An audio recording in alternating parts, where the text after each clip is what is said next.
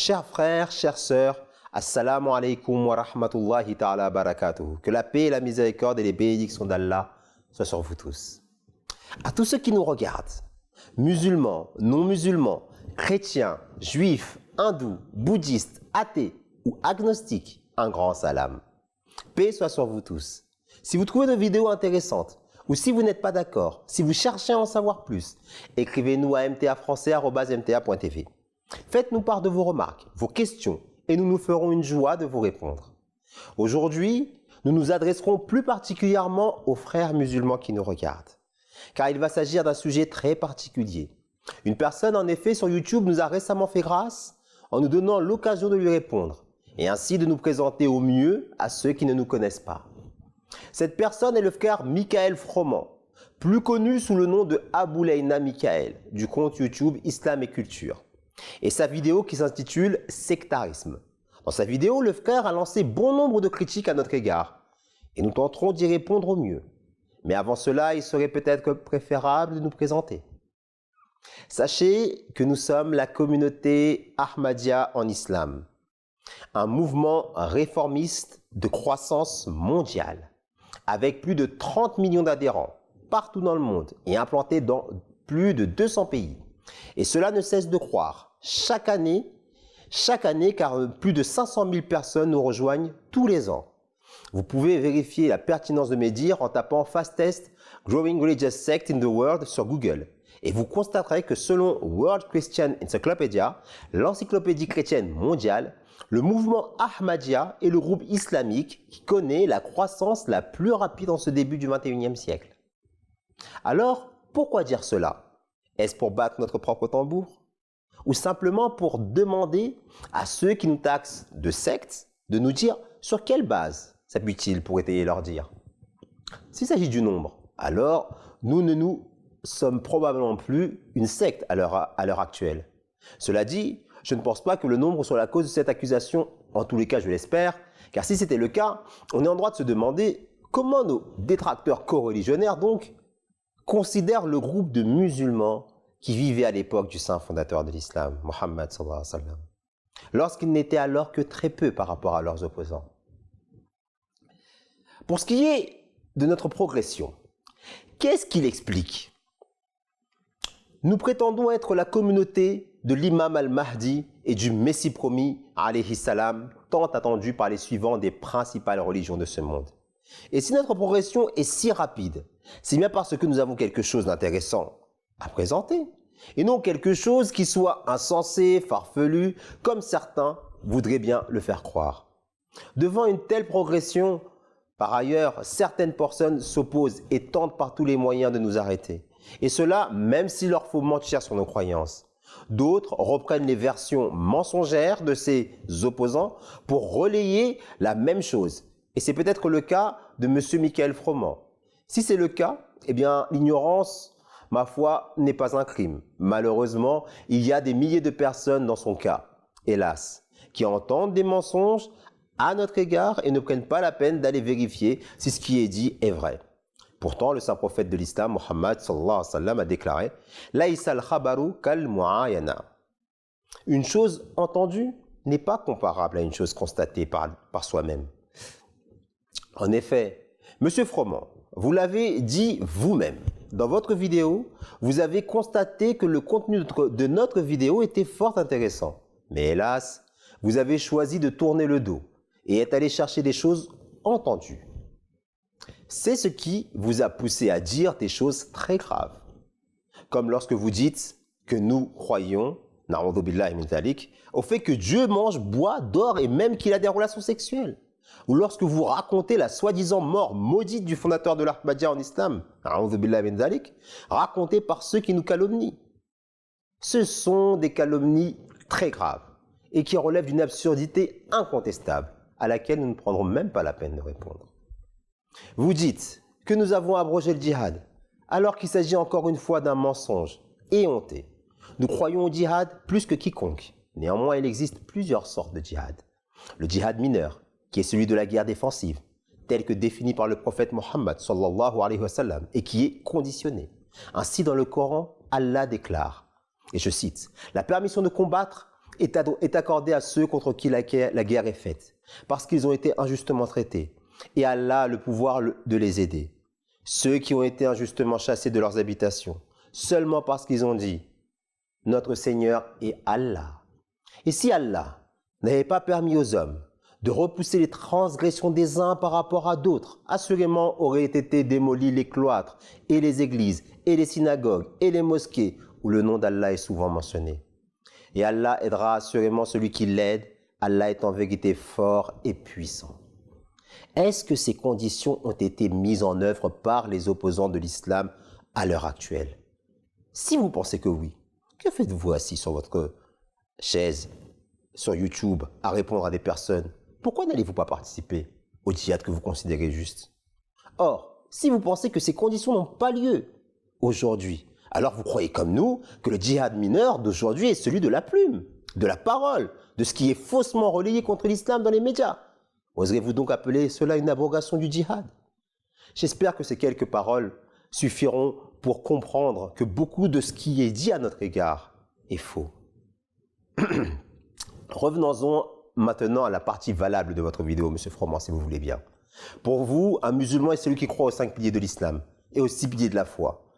Monsieur Michael Froment, les musulmans de la communauté Ahmadiyya croient en Allah, en ses anges, en ses prophètes, alayhimus salam, au jour du jugement dernier et au destin qu'il soit favorable ou non. Nous attestons haut et fort, ashhadu an la ilaha illallah wa ashhadu anna Muhammadan abduhu wa rasuluhu. Nul n'est digne d'être adoré à part Allah et Mohammed est son serviteur et messager, sallallahu alayhi wa sallam. Nous nous acquittons de la zakat, nous faisons le pèlerinage à la Mecque, nous jeûnons, nous faisons nos 5 prières quotidiennes en nous tournant vers la Mecque. Sommes-nous des musulmans? À qui devrions-nous poser cette question?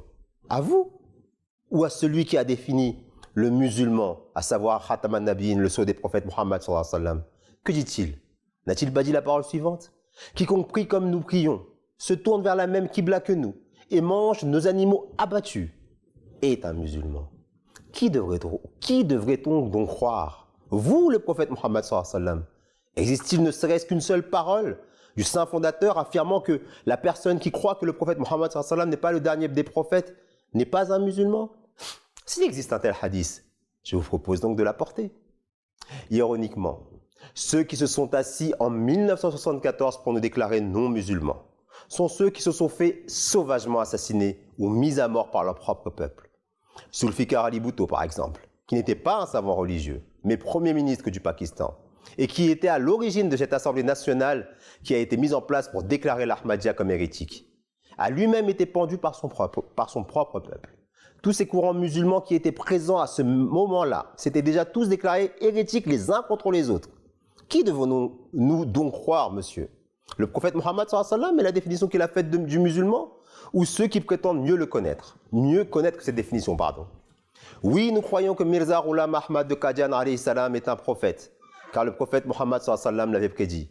Il avait prédit que celui qui viendrait après lui serait un prophète. Cela vous paraît absurde? Eh bien, il vous suffit de vous tourner vers vos propres croyances. Qu'en est-il de Isa ibn Maryam alayhi salam qui devait venir à la fin des temps? N'était-il pas un prophète?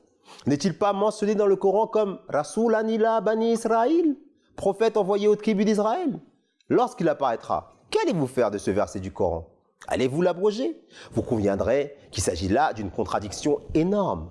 Car c'est Muhammad Rasulullah sallallahu alayhi wa sallam et le dernier des prophètes. Pourquoi Isa devrait venir à la fin des temps? Qu'il soit ancien ou nouveau n'est pas la question. Il viendra selon les paroles du prophète Muhammad sallallahu alayhi wa sallam et sa venue marque l'arrivée d'un prophète après le prophète de l'islam. Reste à savoir si Isa devait venir lui-même ou si la personne devant venir a été nommée ainsi dû à la similarité de sa mission et de ses caractéristiques, tout comme la deuxième venue d'Élie, alayhi salam, s'était accomplie par la venue du Yahya, alayhi salam. Mais ça, c'est une autre question. Ce qui est sûr, c'est qu'un prophète devait venir. En vérité, il existe 2 sortes de prophètes. Selon le Coran, les prophètes législateurs apportant une loi et les prophètes subordonnés à la loi de ces derniers. Adam, que la paix soit sur lui, Noé, que la paix soit sur lui, Moïse, que la paix soit sur lui, le prophète Mohammed, que la paix et les bénédictions de Allah soient sur lui, étaient des prophètes législateurs, ayant apporté une loi, et tous les autres étaient des prophètes subordonnés à ces mêmes lois. Le saint fondateur de l'islam, sallallahu alayhi wa sallam, est certes le dernier des prophètes législateurs, et le Coran est certes la dernière loi révélée. Mais cela ne veut pas dire qu'un prophète subordonné à la charia islamique ne peut pas venir. Bien au contraire, Rasulullah sallallahu alayhi wa sallam a prophétisé l'arrivée d'un prophète après lui. Il déclare par exemple « Laïsa bayni wa baynahu nabiyyun ya'ni Isa wa innahu nazil » Il n'y aura aucun prophète entre lui et moi, c'est-à-dire Isa, assurément il viendra, et la narration continue. Dans une autre narration de Muslim, Ibn Majah et Tirmizi, le saint prophète sallallahu alayhi wa sallam déclare 4 fois le prophète Isa en parlant de ce qu'il fera dans le futur contre le Dajjal. Un autre hadith nous enseigne que Abu Bakr, radiyallahu ta'ala anhu, est le meilleur des personnes, sauf si un prophète apparaît. Et donc la meilleure des personnes, sauf si un prophète apparaît. Et ce hadith très important aussi de la femme du prophète, Aïcha Siddiqa radiyallahu anha, qui déclare « Qulu annahu khataman nabiyyin wa la taqulu la nabiyya ba'dahu » Dites qu'il est le sceau des prophètes, sallallahu alayhi wa sallam, mais ne dites pas qu'il n'y aura pas de prophète après lui. Ce hadith cité dans un recueil très célèbre qui a été composé par l'auteur du Tafsir al-Jalalayn, Jalaluddin Suyuti. Ces hadiths peuvent sembler contredire le hadith que vous avez cité dans lequel le saint prophète sallallahu alayhi wa sallam déclare « La nabiyya ba'di » il n'y a pas de prophète après moi, mais en réalité ils ne sont aucunement en contradiction. Vous avez cité ce que Ibn Kathir dit à ce sujet. Je vous propose d'analyser comment le saint prophète sallallahu alayhi wa sallam a interprété le terme Ba'd.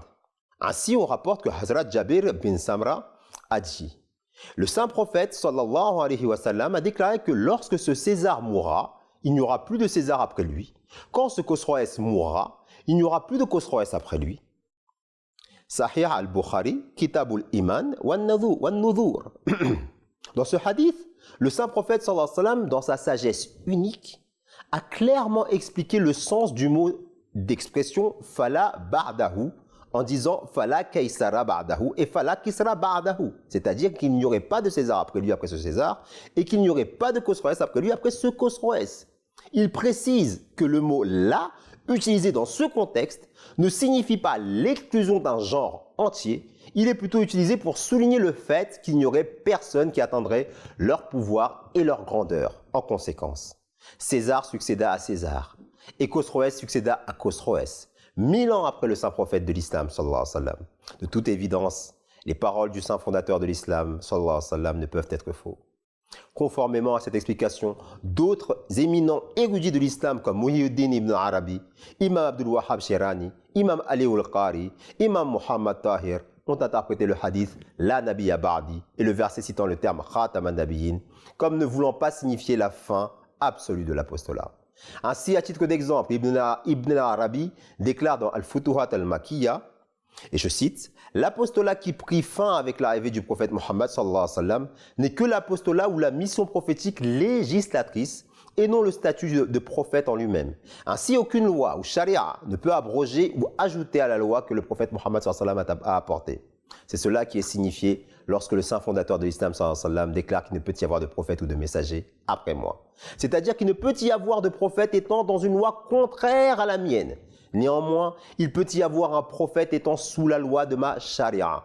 Il ne peut pas y avoir de messager n'importe où dans le monde, apportant une nouvelle loi après moi et appelant les gens à sa loi. Voilà l'aspect prophétique qui prit fin et dont la porte a été fermée, et non pas le statut prophétique en lui-même. Fin de citation.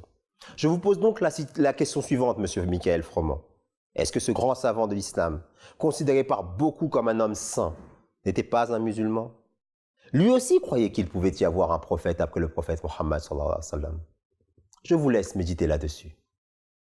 Il déclare encore dans la page 58 du volume 2, l'apostolat ou la mission prophétique n'a pas totalement pris fin. Ce que cela veut dire est que l'apostolat législateur a pris fin. C'est cela que veut dire qu'il n'y aura pas de prophète après lui. Ou encore, l'apostolat ou la mission prophétique sera possible chez les gens jusqu'au jour du jugement dernier. Or, l'apostolat législateur a pris fin et c'est celle-ci. Et celle-ci est une catégorie parmi les diverses catégories d'apostolat. Fin de citation. Pareillement, l'imam Shirani déclare « Et lorsque le prophète sallallahu alayhi wa sallam a dit qu'il n'y aura pas de prophète après moi ou et de messager, cela veut dire qu'il n'y aura pas de législateur après moi. » Il dit encore « Sachez que la mission prophétique ne s'est pas terminée, Ce qui a pris fin, c'est l'apostolat législateur. Fin de citation. On pourrait citer comme cela de nombreux autres passages écrits par de nombreux savants et pieux prédécesseurs. Mais est-ce que vous oserez excommunier toutes ces grandes personnalités de l'islam également? Je pense qu'il aurait été plus judicieux de laisser notre vidéo tourner lorsque vous la montriez partiellement dans votre pamphlet audiovisuel, au lieu de contribuer à répandre ces mensonges à notre sujet. Ou peut-être que de nous laisser répondre en commentaire que vous avez malheureusement choisi de supprimer en bloquant notre compte. Cette intervention toutefois se fait longue et nous avons encore beaucoup à dire. De nombreuses questions ont dû surgir certainement dans l'esprit de ceux qui nous regardent et nous voulons très certainement y répondre. Vous qui nous regardez, si vous avez des questions, il est temps de les poser en nous écrivant à mtafrançais@mta.tv. Pour conclure, je terminerai en citant ce verset coranique A'udhu billahi minash shaitanir rajim. Wa la taqulu liman alqa ilaykumus salama lasta mu'mina. Et ne dites pas à celui qui vous adressera le salut de la paix, tu n'es pas un croyant. Wassalamu alaykum wa rahmatullahi ta'ala wa barakatuhu. Que la paix et les bénédictions d'Allah soient sur vous tous.